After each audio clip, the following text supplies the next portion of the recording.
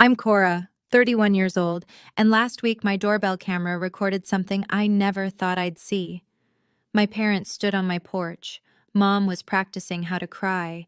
Dad was mumbling, "We miss you, sweetheart," like he was memorizing lines for a school play. And my sister Melanie stood beside them, correcting their every move like a director on a Broadway set. "Mom, the tears need to come before you say sorry. Dad, don't cross your arms. It looks insincere." They rehearsed 6 times before ringing the bell. They didn't know my Ring camera records everything, including the 12 minutes before anyone presses the button. I watched the playback twice. Then I opened the door, smiling. What I said next made all 3 of them freeze. Before I continue, if you find this story worth hearing, please take a moment to like and subscribe, but only if you genuinely want to know what happens next. And tell me in the comments, where are you watching from, and what time is it there? Now let me take you back 8 months, to the day I discovered $12,000 had vanished from the account I'd set up for my grandmother. Growing up, I was always the easy one. Melanie got the bigger bedroom because she was older. I understood. Melanie got the new clothes while I wore hand-me-downs. I understood. Melanie got sent to a private university while I went to community college because the family's finances are tight right now, sweetie. You understand, don't you? I always understood. Mom had this phrase she used whenever I tried to push back. "Why are you being so selfish? Your sister needs this more than you do." That sentence became the soundtrack of my childhood.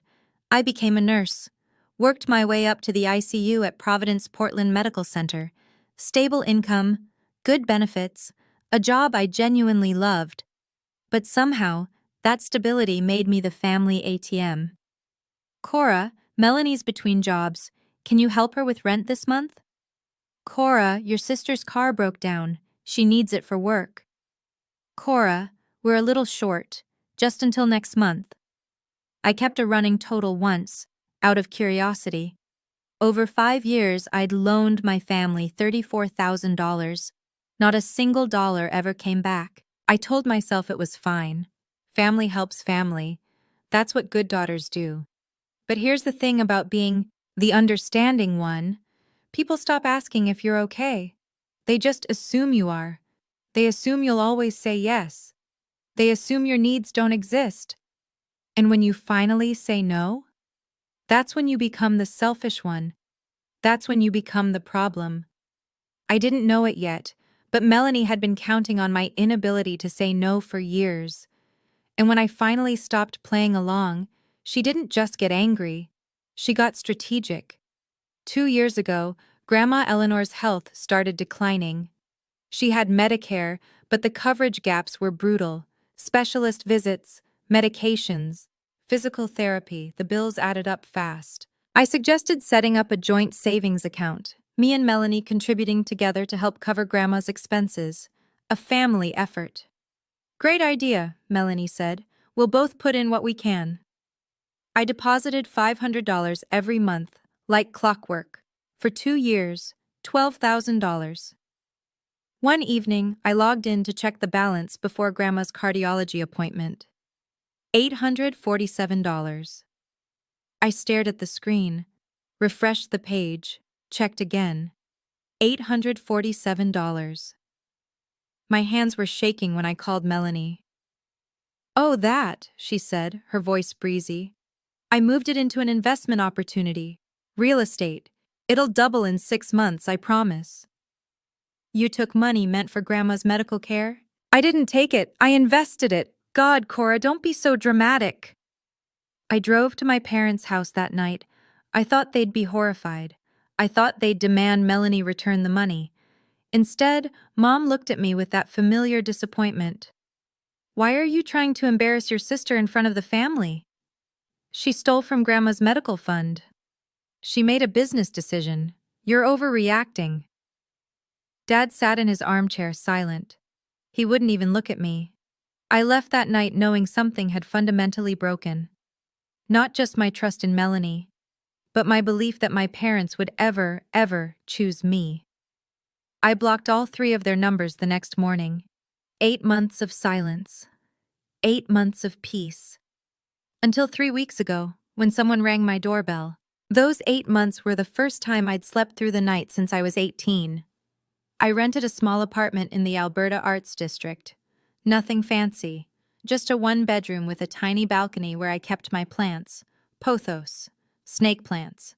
A fiddle leaf fig I was determined not to kill. My coworkers noticed the change. "You seem lighter," my friend Priya said during a night shift. "Like someone took a weight off your shoulders." She wasn't wrong. No more Sunday dinners where Melanie's accomplishments were celebrated while mine were ignored. No more quick favors that cost me hundreds of dollars. No more being the family doormat. I installed a Ring camera when I moved in. Just for safety. A woman living alone, you know how it is. I liked being able to see who was at my door before opening it. The only person I truly missed was Grandma. I tried calling her a few times, but Melanie was always coincidentally there. "Oh, Grandma's napping. She's not feeling well today. I'll tell her you called." Grandma never called back. I suspected she never got my messages. Her 75th birthday was coming up, October 15th. I'd been counting the days, trying to figure out how to see her without walking into Melanie's orbit. Then I got a text from a number I didn't recognize. "Cora, sweetheart, it's Grandma, using the neighbor's phone. My 75th birthday party is October 15th. I want you there. I have something important to tell the family. Please come. I love you." I read that message 12 times. She wanted me there, but I knew Melanie would be there too. I hadn't decided what to do when, 3 days later, my doorbell rang. The notification popped up on my phone. Motion detected at front door. I opened the Ring app, expecting a delivery driver or a neighbor's lost dog. What I saw made my stomach drop. Mom, Dad, Melanie, standing on my porch. My first instinct was to pretend I wasn't home. Let them ring the bell, wait, leave. Simple. But something made me keep watching. They weren't ringing the bell, they were just standing there, talking. I turned up the volume. "Need to look genuinely sorry," Melanie was saying. She had her phone out, checking something on the screen. "Mom, practice the tears again." Mom dabbed at her eyes with a tissue. "Like this? More natural. Don't wipe so fast. Let them fall." Dad cleared his throat. "What was my line again?" "We miss you, sweetheart. Please come home." Melanie's voice was clinical, directing. "Say it slower, more emotion." Dad tried again. "We miss you, sweetheart. Please. Come home." "Better. But unfold your arms. You look defensive." I watched this for 12 minutes. 12 minutes of my mother practicing how to cry, my father memorizing his lines, my sister correcting their timing, their expressions, their body language. "Remember," Melanie said finally, "the goal is to get her to Grandma's birthday. We don't actually have to mean it, we just need her to think we're sorry." Mom nodded. "Got it." Dad nodded. "Got it." Melanie smiled. "Perfect. Now ring the bell." I saved the video, backed it up to the cloud. Then I sat on my couch, heart pounding, and made a decision. I was going to answer that door, but not the way they expected. The doorbell rang. I gave myself 30 seconds, breathed in, breathed out, checked my reflection in the hallway mirror. Then I opened the door with a smile. Mom's performance started immediately. Her eyes welled up, right on cue. "Cora, baby, we've missed you so much." "Mom," I said calmly, "how many times did you practice that?" She froze mid-sob. Dad's rehearsed line died in his throat. Melanie's composure cracked for exactly half a second. I saw it, that flash of panic in her eyes, before she recovered. "What are you talking about?" I pointed to the small device mounted beside my door. "That's a Ring camera. It records 24/7. I paused. "Including the 12 minutes before you rang the bell." Silence. Mom's fake tears stopped instantly. Dad looked at the ground. Melanie's jaw tightened. "I watched the whole thing," I continued, keeping my voice steady. "The crying practice, the line memorization, The direction notes. I tilted my head. We don't actually have to mean it. We just need her to think we're sorry. That was you, wasn't it, Melanie? Melanie started. So here's my question. I leaned against the doorframe, arms crossed. What do you actually want? Because clearly it's not reconciliation. Melanie recovered fast. I'll give her that. You're recording your own family? That's a violation of privacy? This is my property. I have every right to record my own front porch. You've changed, Cora. You've become so cold. I almost laughed. I've become someone who doesn't fall for performances anymore. There's a difference. Dad finally spoke, his voice weak. Your grandmother's 75th birthday is next week. She wants you there. I know, I said. She texted me. So you'll come? I looked at all three of them. I'll come. For Grandma. Not for you. Melanie's eyes narrowed. She wasn't used to losing control of a situation. If you're coming to the party, she said, we should arrive together. Show Grandma that the family is united. No. Cora. I'll arrive on my own. When the party starts. Not before. Mom stepped forward, her performance abandoned now, replaced by something sharper. You're being unreasonable. How will it look if you show up separately? People will ask questions. Then let them ask. Your grandmother is turning 75. This might be her last. Mom caught herself, recalibrated. This is important to her. She wants her family together. And I'll be there, just not on your terms. Melanie's phone buzzed. She glanced at the screen and something flickered across her face. Tension. Worry. I have to take this. She stepped away from the porch, turning her back to us. Tyler, I told you I'm handling it. No, she hasn't agreed yet. I know the deadline is... I couldn't hear the rest, but I heard enough. Deadline? When Melanie returned, her composure was thinner, cracks showing beneath the surface. What deadline? I asked. None of your business. Interesting, because you're standing on my porch, asking me for favors. Seems like some things are definitely my business. Mom jumped in quickly. Let's focus on the birthday, Saturday at Grandma's house, 2:00. I'll be there at 2. And you won't cause any... scenes? I smiled, the same calm smile I'd given them when I opened the door. I'm not the one who stages scenes, Mom, remember? They left without another word. I watched them drive away, then went back inside and replayed the Ring video one more time. Something was going on with Melanie, something bigger than wanting me at a birthday party, and I was going to find out what. That night, I couldn't sleep. Not because I was upset.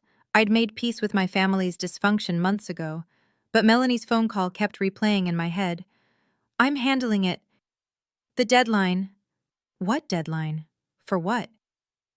I pulled out my phone and scrolled through my old contacts until I found the one person in my family I still trusted, Aunt Diane, Mom's younger sister, a family law attorney with zero tolerance for nonsense. She picked up on the second ring. Cora, is everything okay? I'm fine, Aunt Diane, but I need to ask you something.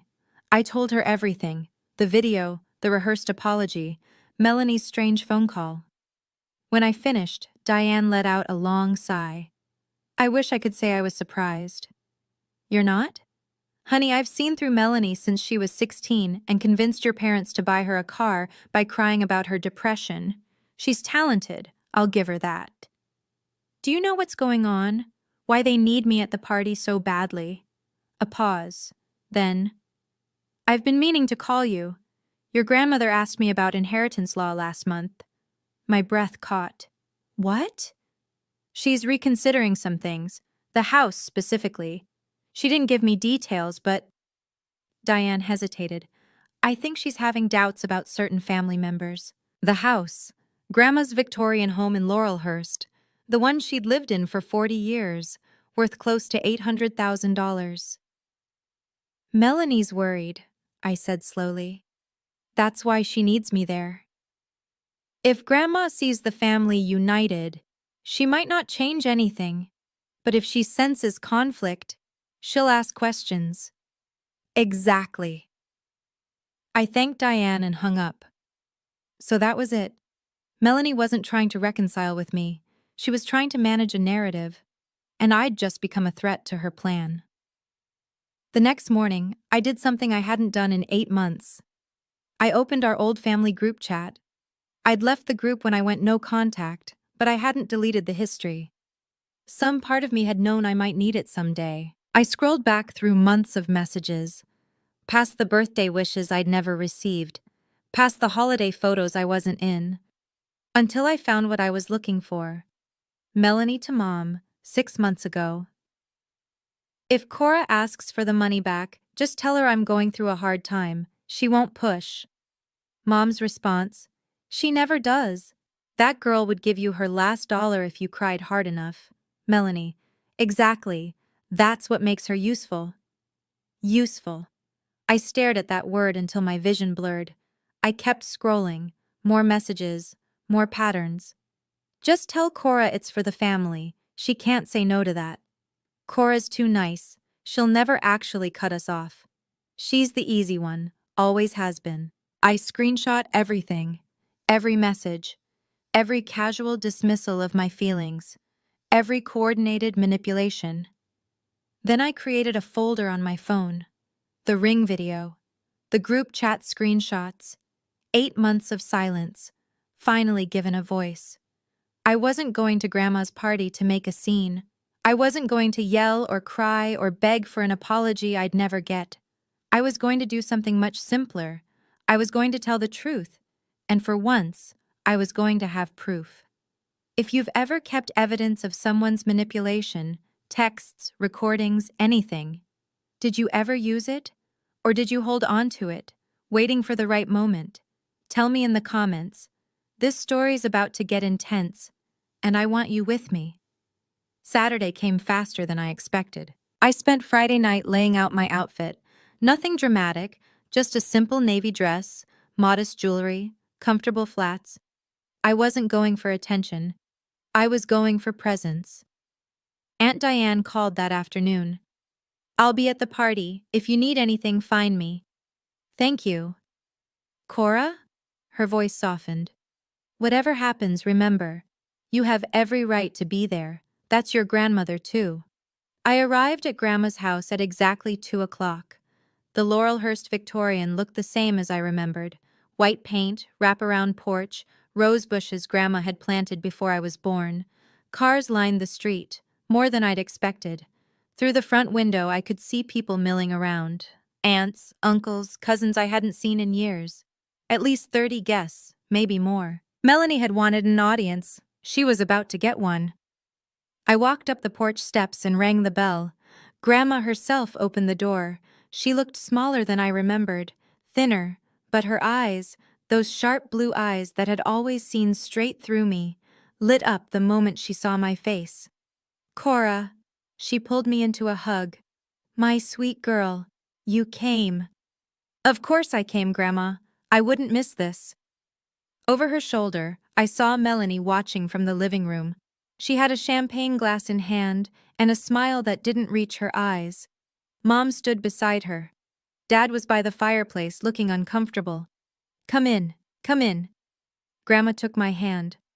I have a seat saved for you. She led me through the house, past the curious stares of relatives, past my parents' forced smiles, to a chair beside hers. Not in the corner where Melanie had probably planned to put me, right next to the guest of honor. The message was clear. The party unfolded around me in a blur of small talk and hors d'oeuvres. Cousin Rachel asked about my job. Uncle Marcus complimented my dress. People who hadn't spoken to me in years suddenly found me fascinating. I knew why. In families like ours, absence creates mystery. 8 months of silence meant 8 months of Melanie controlling the narrative, and now everyone wanted to see if the story matched the person. Aunt Diane found me by the buffet table. How are you holding up? Better than expected. I glanced toward Melanie, who was holding court near the piano. She's watching me like a hawk. She's nervous. Diane lowered her voice. I talked to your grandmother yesterday. She's planning to make an announcement today about the house. My heart skipped. What kind of announcement? She wouldn't tell me specifics, but she did say. Diane paused, choosing her words carefully. She said she's been watching, paying attention to who treats her with real love and who just wants something from her. Across the room, Grandma was talking to one of her neighbors, but her eyes kept drifting toward Melanie with an expression I couldn't quite read. Melanie has no idea, I said quietly. She thinks this party is her stage. Melanie thinks everything is her stage. Diane touched my arm. Just be yourself today. That's all you need to do. And if things go sideways, then you have me, and you have the truth. She held my gaze. In this family, that's more than most people ever have. I nodded, feeling the weight of my phone in my cardigan pocket. The Ring video, the screenshots, the truth. I wasn't planning to use them, but if Melanie pushed me, I was ready. Halfway through the party, Melanie made her move. She cornered me near the hallway, away from the crowd. Her smile was sweet, her voice anything but. I'm surprised you actually came. Why? Grandma invited me. Grandma invites everyone. That doesn't mean everyone belongs. I studied my sister's face, the perfect makeup, the carefully styled hair, the designer dress that probably cost more than my monthly rent. You look stressed, Melanie. Her smile flickered. I'm fine. Your phone keeps buzzing, every few minutes, and every time it does, you look like you're about to be sick. You're imagining things. Am I? I tilted my head. Who's Tyler talking to right now? Across the room, Tyler, Melanie's husband, was nursing a drink and talking to one of our cousins. He looked miserable. Dark circles under his eyes. Shoulders hunched like a man carrying weight he couldn't put down. Melanie's composure cracked. Just slightly. Stay away from my husband. I haven't said a word to him. Keep it that way. She started to walk away, then turned back. You think you're so smart, don't you? With your little doorbell camera and your righteous act. But you have no idea what's really going on. Then enlighten me. For a moment, something raw flashed across her face. Fear? Desperation? It was gone before I could name it. Just, don't ruin this, she said quietly. For Grandma's sake. I'm not here to ruin anything, Melanie. I'm here for Grandma. Period. She searched my face for something. A tell, a crack. And found nothing. Fine, she said finally. Just stay out of my way. She walked back to the party, spine straight, smile restored. But I'd seen it now. The cracks beneath the surface. Something was very, very wrong. The backyard was beautiful. String lights wove through the old oak trees. White tablecloths covered long tables set up on the lawn. The caterer had arranged everything just so. Silver chafing dishes, crystal glasses, a 3-tier cake with Happy 75th Eleanor in elegant script. Melanie had planned this party down to the smallest detail. She'd mentioned it in the group chat months ago. I want Grandma's birthday to be perfect. Everyone needs to see what a wonderful family we are, what a wonderful family we appear to be. That was the goal. I found a seat at one of the tables. Aunt Diane sat beside me. Across the yard, I could see Mom circulating, kissing cheeks, accepting compliments on her lovely daughter, who organized everything. Dad stood alone near the fence, nursing a beer. He'd barely spoken to me since I arrived, but I noticed something else. Tyler, sitting at a table near the bar. He was on his 3rd drink in an hour. His conversation with our cousin had ended, and now he was scrolling through his phone with a furrowed brow. I watched as Melanie approached him, leaned down, whispered something sharp. Tyler's face tightened. He shook his head. She whispered again, more forcefully. He stood up abruptly and walked inside. Melanie watched him go, her jaw clenched. Trouble in paradise? Diane murmured. Looks like it. Interesting timing. Before I could respond, a clinking sound cut through the chatter. Everyone turned toward the patio where Grandma stood with a champagne flute in her hand. "Thank you all for coming," she said, her voice still strong despite her years. "Before we eat, I have a few things I want to say." The backyard went quiet, and Melanie's face went pale. Melanie moved fast. Before Grandma could continue, she stepped forward, champagne glass raised, her brightest smile locked in place. "Before you do, Grandma, can I say something?" She didn't wait for permission.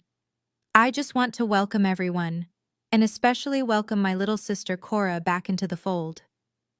All eyes shifted to me. Some of you may have noticed Cora's been absent lately. Melanie's voice dripped with false concern. "She's been going through a really difficult time. Work stress, some personal issues. We've all been so worried about her." Murmurs rippled through the crowd, sympathetic glances, pitying nods. Mom jumped in, right on cue. "It's true, Cora's been struggling. We're just so glad she's feeling well enough to join us today." I felt the shift in the room, the narrative being built, brick by brick. Poor Cora. Fragile Cora. Unstable Cora. They were framing me before I'd even said a word. "Thankfully," Melanie continued, "family is always here for each other, no matter what." She raised her glass. "To Grandma Eleanor, and to family." "To family," the crowd echoed. I lifted my glass but didn't drink. Across the yard I caught Grandma's eye. She was watching me with an expression I couldn't quite read. Not pity. Something sharper. Something knowing. Aunt Diane leaned close. "You okay?" "Fine." I kept my voice even, just watching. "She's trying to discredit you before you can say anything." "I know. Are you going to let her?" I thought about the video on my phone, the screenshots, everything I'd kept. "Not yet," I said quietly. "But she doesn't know that." Melanie was still smiling, basking in the moment. She had no idea what was coming. Neither did anyone else. Dinner was served. I sat beside Grandma as she'd wanted. Melanie was across the table watching my every bite. The food was excellent. Grandma had always had good taste, but I barely tasted it. I was too busy observing. Uncle Marcus believed Melanie's performance completely. He kept asking if I was feeling better, if work was too much. I smiled and said I was fine. Cousin Rachel was skeptical. She kept glancing between me and Melanie with narrowed eyes. She'd always been sharp. Aunt Diane ate calmly, her attorney's poker face giving nothing away. And Grandma? Grandma watched everything. When Melanie excused herself to use the restroom, I felt Grandma's hand on mine. "You're being very patient," she said quietly. "Excuse me." "I saw your face when Melanie gave her little speech." Grandma's eyes were knowing. Most people would have interrupted, defended themselves. Would that have helped? No. She squeezed my hand. It wouldn't have. "Then I'll wait." Grandma studied me for a long moment. "You've changed, Cora. Not in the way your mother claims. You've grown roots." I wasn't sure what to say to that. "I have something to discuss with the family after dinner," she continued. "Something important. When I do, I want you to listen, really listen." "Of course, Grandma." "And whatever happens," she leaned closer, "know that I see things, more than people think I do." Melanie returned to the table, her composure restored. Grandma released my hand and returned to her meal as if nothing had happened. But her words stayed with me. I see things. What exactly had she seen? And what was she planning to do about it? After dinner, I excused myself to find the restroom. On my way back, I passed the open kitchen window. Tyler was outside, leaning against the fence, phone pressed to his ear. His voice carried clearly through the screen. "I told you I can't get more time. The collectors don't care about—" He paused, listening. $50,000, man. By the end of the month. She swore she'd have it by now." $50,000. I froze. "Yeah, the gambling thing. Online poker, sports betting, all of it. I didn't know until—" Another pause. "She said her grandmother would—" No, it hasn't happened yet. That's the whole point of this party. I pressed myself against the wall, heart pounding. If Eleanor doesn't come through, I don't know what we're going to do. Mel's already burned through her sister. That's why Cora cut her off. And now, his voice cracked. I'm done, Marcus. I can't do this anymore. I'm filing for divorce next week. He hung up. I heard him take a shaky breath, then footsteps heading toward the side of the house, away from me. I stood there, processing. $50,000 in gambling debt. That's why Melanie took the $12,000 from Grandma's medical fund. That's why she needed me at this party, to present a united family to Grandma before the inheritance announcement. That's why she'd rehearsed the apology. Why she looked so desperate. Why Tyler looked so broken. The picture was finally complete. Melanie wasn't just manipulating me. She was drowning. And she'd been using everyone around her as life rafts while she pulled them under. I walked back to the party, my mind made up. I wasn't going to expose Melanie, but if she pushed me, I wouldn't protect her either. The sun had begun to set when Grandma stood up again. The string lights glowed brighter against the dimming sky. Conversations faded. 30 pairs of eyes turned toward the woman at the head of the table. Thank you for indulging an old woman, Grandma began, her voice cutting clear through the evening air. 75 years is a long time, long enough to learn a few things. She paused, scanning the faces around her. I've been thinking a lot about this house. About what happens to it when I'm gone. Melanie straightened in her chair. Mom leaned forward. Even Dad looked up from his drink. But before I talk about the future, Grandma continued, I want to talk about the past. About how we've treated each other in this family. My heart began to race. I've watched things over the years, things I didn't always speak up about. Favoritism, unkindness, taking advantage of those who are too kind to say no. Her gaze drifted to me, just for a second. I'm not proud of staying silent, but I'm too old now to keep pretending I don't see what I see. Melanie's smile had become fixed, frozen. A mask she couldn't adjust quickly enough. Grandma, she cut in, her voice tight with forced warmth. This is your birthday. We should be celebrating. I am celebrating. Grandma's voice was quiet but firm. I'm celebrating the truth. For once. The backyard was dead silent. Grandma turned to look directly at me. Cora, sweetheart, I need to ask you something, in front of everyone. I felt the weight of every stare. Yes, Grandma? Why haven't you spoken to your parents in 8 months? The question hung in the air like smoke. And I knew this was the moment. I could feel Melanie's panic from across the table. Grandma, this isn't appropriate, she started. I didn't ask you, Melanie. Grandma's voice was steel-wrapped in silk. I asked Cora. 30 people, watching, waiting. I took a breath. I stopped talking to them because of the savings account, Grandma, the one I set up to help with your medical expenses. Whispers rippled through the crowd. I contributed every month for 2 years, $500, 12,000 total. I kept my voice steady. When I checked the balance 8 months ago, almost everything was gone. Grandma nodded slowly. And what happened to the money? Melanie took it. She said it was an investment opportunity. I looked at my sister. When I confronted her, Mom and Dad accused me of trying to embarrass the family. They told me I was being selfish. So I left. The silence that followed was deafening. Mom found her voice first.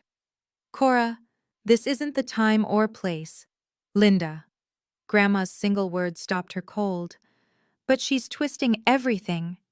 Is she? Grandma turned to Melanie. Did you take the money? Melanie's composure finally cracked. Tears, real ones this time, welled in her eyes. Grandma, you don't understand. I was trying to grow the money, for your benefit. Cora's exaggerating. She always does. $12,000. Yes or no? Melanie's mouth opened, closed, opened again. I was going to pay it back. A collective gasp went through the crowd. Grandma closed her eyes for a moment. When she opened them, they were wet, but her voice was steady. Thank you for your honesty, Cora. She turned to face the entire gathering. And now you all know why I've reconsidered some things. Melanie's face went white. What things, Grandma? Grandma didn't answer. She didn't have to. Melanie pivoted fast. This is exactly what I was afraid of. Her voice shook, performing perfectly. Cora came here to sabotage me, to turn everyone against me. Melanie, Mom tried. No, Mom, everyone needs to hear this. Melanie stood, addressing the crowd directly. My sister has always been jealous of me. Always. And when I made one mistake, one financial decision that didn't work out, she cut me off, abandoned the family, and now she's here, on Grandma's special day, trying to destroy everything. Some of the older relatives shifted uncomfortably. They wanted to believe her. It was easier than accepting the alternative. I'm not trying to destroy anything, I said calmly. I just answered Grandma's question. With lies!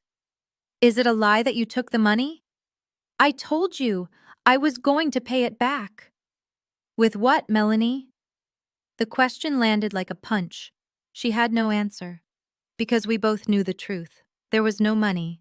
There never had been. Tyler suddenly stood up from his chair. Everyone turned. His face was red. From alcohol, from shame, from something that had been building for too long.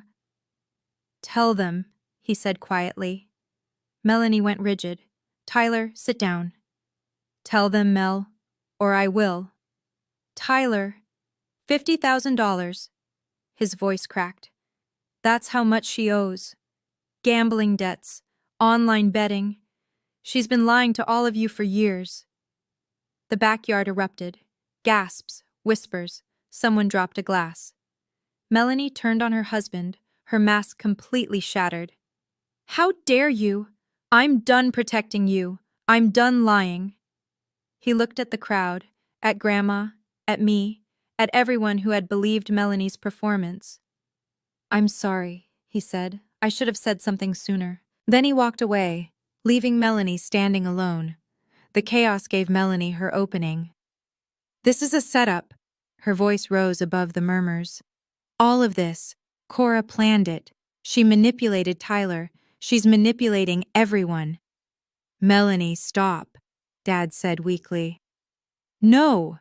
You all know Cora. Sweet, innocent, helpful Cora. But she's not what she pretends to be. Melanie pointed at me, her finger trembling. She recorded our private conversation, at her apartment, without permission. What kind of person does that? Eyes turned back to me. She's been collecting evidence against her own family, planning this ambush. She's sick. She needs help, not an audience. The narrative was shifting. I could feel it. Some people were buying it. I looked at Aunt Diane. She gave me an almost imperceptible nod. You want to talk about what I recorded? I pulled out my phone. Fine, let's talk about it. Cora, don't you dare! I turned my screen toward the table and pressed play. Melanie's voice filled the backyard. Mom, practice the tears again. More natural. Let them fall. Then Mom. Like this? Then Dad reciting, We miss you, sweetheart. And Melanie clear as day. Remember, the goal is to get her to Grandma's birthday. We don't actually have to mean it. We just need her to think we're sorry. The video ended. No one moved. Grandma's face was unreadable. Mom had gone ghost white. Dad was staring at the ground like he wished it would swallow him. Melanie's voice came out strangled. That's edited. She edited it. Ring camera footage has embedded metadata. Aunt Diane's voice cut through like a blade. Timestamps, location data. It's virtually impossible to alter without leaving traces. I'm a lawyer. I know. Melanie had nothing left. No tears, no excuses, no performance good enough to explain away her own words. The mask was gone. Have you ever held on to evidence of someone's manipulation, waiting for the exact right moment to use it? Was it the right call? Or did it change you in ways you didn't expect? Tell me in the comments. I want to hear your story. We're almost at the end now. The fallout is about to begin. Grandma Eleanor rose slowly from her chair. The backyard had gone silent. Even the night birds seemed to be holding their breath. I've heard enough. Her voice wasn't loud. It didn't need to be. Melanie. She turned to face her older granddaughter. I love you. I've loved you since the day you were born. That will never change. Melanie's lip trembled. Grandma. But I cannot trust you. The words were gentle and devastating. And I cannot reward behavior that hurts the people I love. She turned to my parents next. Linda, Robert, you raised both of my granddaughters. And somewhere along the way, you taught one that lying was acceptable. And you taught the other that her feelings didn't matter. Mom opened her mouth to protest. Don't. Grandma's raised hand silenced her. I've watched this family for years. I saw what you did to Cora. The loans that were never repaid. The sacrifices that were never acknowledged. The blame she received for simply asking to be treated fairly. Dad's shoulders slumped. I'm 75 years old, Grandma continued. I don't have time for pretense anymore. So here's what's going to happen. She looked around at the assembled relatives. I'm meeting with my attorney next week to update my estate documents. The specifics are my business, but I want everyone here to understand something. Her eyes found mine. Those who've shown me real love, not performances, not obligations, but real love will be taken care of. Then she looked at Melanie. And those who haven't will have to live with the consequences. Grandma sat back down, picked up her water glass, took a sip. The party, for all practical purposes, was over. But my grandmother wasn't finished yet. People began drifting away, some to the bar, some to the parking lot, some into the house to escape the tension. I stayed where I was. Mom approached me first. Her face was a mask of barely contained fury disguised as hurt. I hope you're satisfied. I'm not here to be satisfied, Mom. I'm here because Grandma asked me to come. You humiliated your sister in front of the entire family. I looked at her, really looked at her. Melanie humiliated herself. I just stopped covering for her. You could have handled this privately. I tried that 8 months ago. You called me selfish and sided with her. Mom's mouth tightened. She had no response. I stood up. I love you, Mom. I love Dad, too. But I can't have a relationship with people who don't respect me. So what? You're cutting us off again? No. The door isn't closed. I kept my voice calm, level. But if you want to walk through it, you'll have to do it honestly. No scripts, no performances, just the truth. Dad had been hovering nearby, listening. His eyes were red.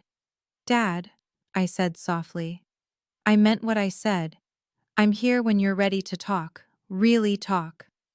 He nodded once, quickly, then looked away. I walked over to Grandma and knelt beside her chair. She took my hand. Thank you, I said, for asking, for listening. Oh, thank you for telling the truth. She squeezed my fingers. It takes courage to be honest in a family that prefers comfortable lies. I hugged her, longer than usual, tighter than usual. Happy birthday, Grandma. Best gift I've received in years. Her eyes sparkled with tears. Having you back. I wasn't back. Not really.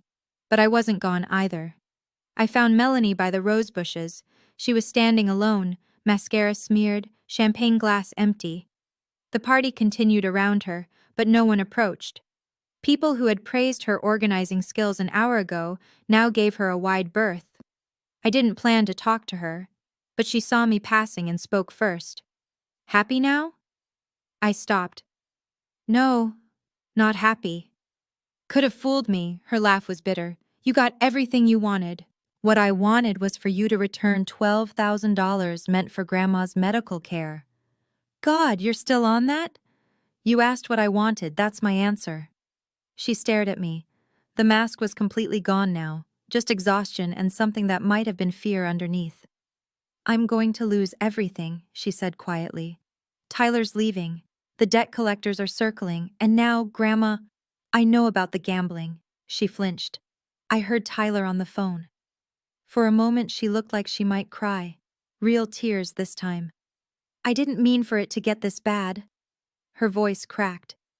It started small. A few bets. Then I couldn't stop. And I kept thinking, if I could just win big once. But you didn't. No, I didn't. We stood there, sisters separated by a lifetime of choices. Get help, Melanie. Real help. Not a scheme. Not another lie. Like anyone's going to help me now. Gamblers Anonymous. Therapy. Something. You're not going to con your way out of this one. She didn't respond. I left her there among the roses. As I walked back toward the house, I heard raised voices, Tyler and Melanie, arguing near the cars. I told you I was done. You can't just leave me. I didn't look back. Some wreckage isn't yours to salvage. 1 week later, the dust was still settling. My phone had been busy, texts from relatives I hadn't heard from in years, Aunt Patricia apologizing for believing Melanie's version. Cousin Rachel saying she'd always sensed something was off. Uncle Marcus admitting he'd been wrong to pity me. Everyone had an opinion now that the truth was out. Aunt Diane kept me updated on the broader fallout. Tyler filed for divorce 3 days after the party. He'd been documenting Melanie's gambling for months, apparently, building a case. He sent me a message through Diane. I'm sorry I didn't say something sooner. I was ashamed. I understood shame. It makes cowards of people who might otherwise be brave. Melanie unfriended half the family on social media. The other half unfriended her. Her real estate website went dark. Whether she'd lost her license or simply couldn't face the world, no one knew. Mom called me once, just once. I don't know what you want me to say, Cora. Neither do I, Mom. A long pause. I need time to process all of this. So do I. She hung up without saying goodbye. But she hadn't yelled, hadn't blamed me. Maybe that was progress. Maybe it was just exhaustion. Dad sent an email, 3 sentences. Cora, I love you. I'm sorry. When you're ready, I'll be here. I stared at those words for a long time, 27 years of silence, and suddenly, 3 sentences. It wasn't enough, but it was something. I saved the email, didn't respond, not yet. Some doors need to stay open, even if you're not ready to walk through them. And some doors need to stay closed until the people on the other side prove they've changed. I was learning to tell the difference. Sunday afternoon, Grandma's house, just the 2 of us. We sat in her garden, the same rose bushes blooming in the October sun. She'd made tea, Earl Grey, my favorite, and set out shortbread cookies on her mother's china. You look rested, she said. First time in years, honestly. She nodded, understanding more than I'd said. I met with my lawyer on Tuesday, she mentioned casually, sipping her tea. Grandma, you don't have to. I'm not telling you what I decided. That's my business. Her eyes twinkled. I'm just telling you that I decided. I laughed despite myself. Fair enough. But I want you to know something, Cora. She set down her cup. You didn't do this for the house. I know that. Of course not. Some people would have. Some people did, not naming names. She smiled wryly. But you came to my birthday because I asked you to. You told the truth because I asked you to.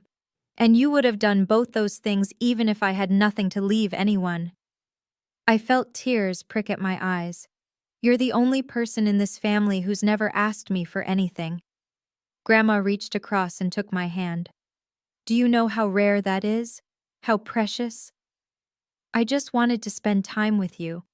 I know, sweetheart. That's exactly my point. We sat in comfortable silence watching the bees drift between the roses. Come for dinner next Sunday, she said finally. And the Sunday after, and every Sunday you can manage. I'd like that. Good. Because I'm 75 and I plan to spend whatever time I have left with people who love me, for me. She squeezed my fingers. Not for what I can give them. Deal.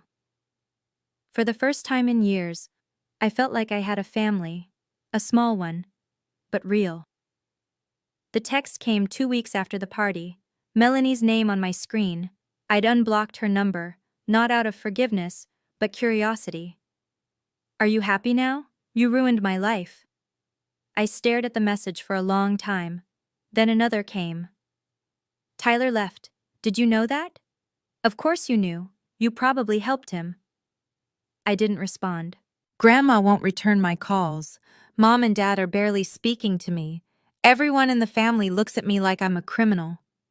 Still nothing from me. "This is what you wanted, isn't it?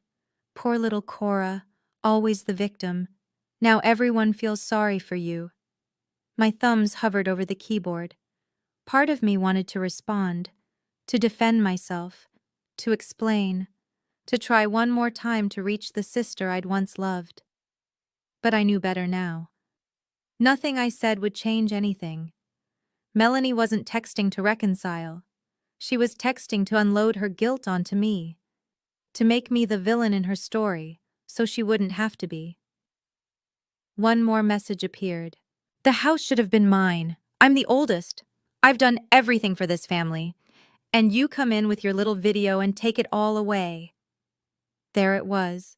The house, the inheritance, the thing she'd been worried about all along. She still thought this was about money. She still didn't understand. I blocked her number again, set my phone down, looked out the window at the rain streaking down the glass. My sister was drowning in a hole she'd dug herself, and she wanted me to jump in after her. Not this time. Not anymore. Some people you can't save. Some people don't want to be saved. They just want company in the wreckage. That night, I sat in my apartment with a cup of tea and the silence I'd earned. The fiddle leaf fig was thriving. 3 new leaves since I'd gone no contact. I liked to think it had sensed the change in me, the weight lifting, the air clearing. I thought about everything that had happened. The video, the party, the reveal. Some people would call what I did revenge, but it didn't feel like revenge. It felt like exhaling, like finally being allowed to tell my side of the story. For years, I'd swallowed my hurt to keep the peace. I'd believed that loving someone meant enduring whatever they did to you, that family was a word that erased all accountability. I was wrong. Love isn't silent suffering, it's honesty. It's respect. It's choosing each other, not out of obligation, but because you genuinely want to. Melanie never chose me. She used me, and my parents let her. That wasn't love. That was convenience. I thought about the girl I used to be, the one who flinched at the word selfish, the one who gave and gave and gave until there was nothing left. She's still part of me, probably always will be, but she's not in charge anymore. I am. And this version of me, the one who says no, who keeps receipts, who refuses to be a doormat, she's the one I'm learning to love. Not because she's perfect, not because she got revenge, because she finally stopped abandoning herself for people who didn't deserve her loyalty. Outside, the Portland rain continued to fall, soft, steady, cleansing. I finished my tea and went to bed. Tomorrow I had work, and Sunday I had dinner with Grandma. That was enough. For the first time in my life, that was more than enough. 1 month later, life had found a new rhythm. Work at the hospital, dinners with Grandma every Sunday, walks through the Alberta Arts District on my days off. Therapy every other Thursday, something I'd finally started, after years of telling myself I was fine. I wasn't fine. Not completely. Maybe no one ever is. But I was learning, growing, healing. Grandma and I had fallen into an easy routine. Tea in her garden, stories about her childhood, questions about my life that she actually listened to the answers of. She never told me what was in the updated will, and I never asked. It wasn't about that. It never had been. Dad emailed me again last week, longer this time. "I've been thinking about what you said, about honesty. I don't know if I'm ready to have that conversation yet, but I want you to know I'm trying. I joined a support group for parents who've damaged relationships with their adult children. I'm learning things I wish I'd understood years ago. I love you. Dad, I cried when I read it. Then I wrote back. That means more than you know. I love you too. I'm here when you're ready. Mom hasn't reached out again. Maybe she will. Maybe she won't. I've made peace with both possibilities. And Melanie? Last I heard, she'd enrolled in Gamblers Anonymous. Tyler told Aunt Diane during the divorce proceedings. He wanted me to know. I hope it helps. I genuinely do. But she's not my responsibility anymore. My responsibility is to myself, to the life I'm building, to the boundaries I'm learning to hold. The door isn't locked, but it's not wide open either.